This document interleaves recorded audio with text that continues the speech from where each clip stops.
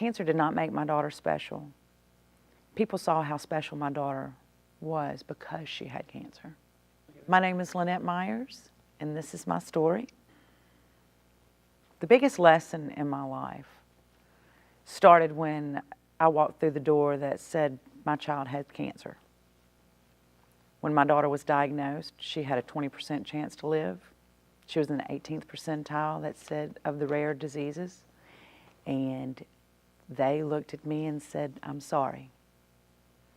So we sat for a little while and I had to digest what they were telling me, but I assure you, the world stopped spinning that day. Your ABC priority list is rearranged. What you thought was important yesterday, all the money, the clothes, the cars, the prestige, everything meant nothing. There was not enough money in the world to fix my daughter's problem. There was no amount of strength in my husband's hands, who was Mr. Fix-It. There was nothing he could do to fix it. We were at a wall that we just stood and did not know which way to go. Luckily, I was being directed. God was telling me what to do. I knew before they gave me the final diagnosis that she had cancer, because He told me we would touch many lives through this. It was that quiet voice that kept leading me and telling me, no matter what you see, keep your eyes on me. I knew we were in it for the long haul. That was scary. When Meghan relapsed the third time, and we were on our way to talk to the neurosurgeon, and as we were traveling down I-10, she looked at me and said, "What if we don't do anything?" This was her third time. She was tired. And I said, "Well, baby," I said, "it'll keep growing." She said, "And then?" I said, "It'll grow into your brain." She said, "And then?"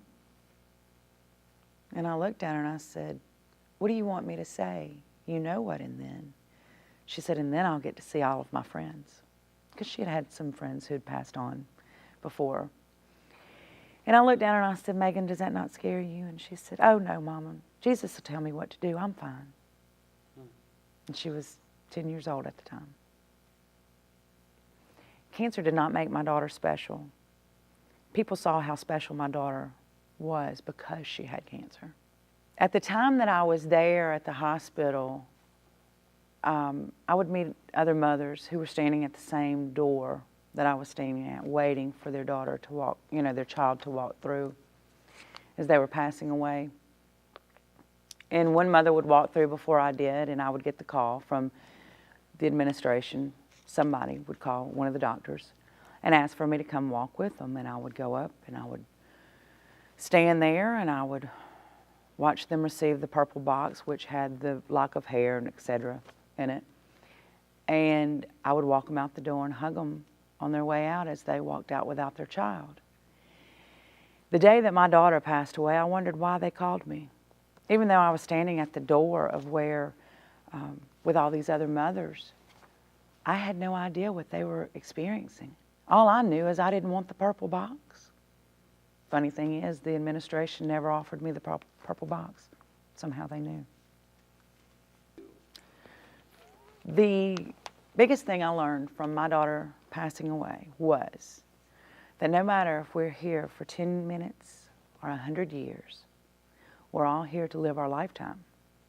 We're here to touch the lives that we're here to touch. And then it's time for each one of us to go home. That's a lifetime. My daughter touched more lives in 11 years than most do in 90. Today, I'm the founder and CEO of Meghan's Dream Incorporated, which is a nonprofit organization for families dealing with childhood cancer. It's my mission to bridge the gap between these families and the communities in which they live in.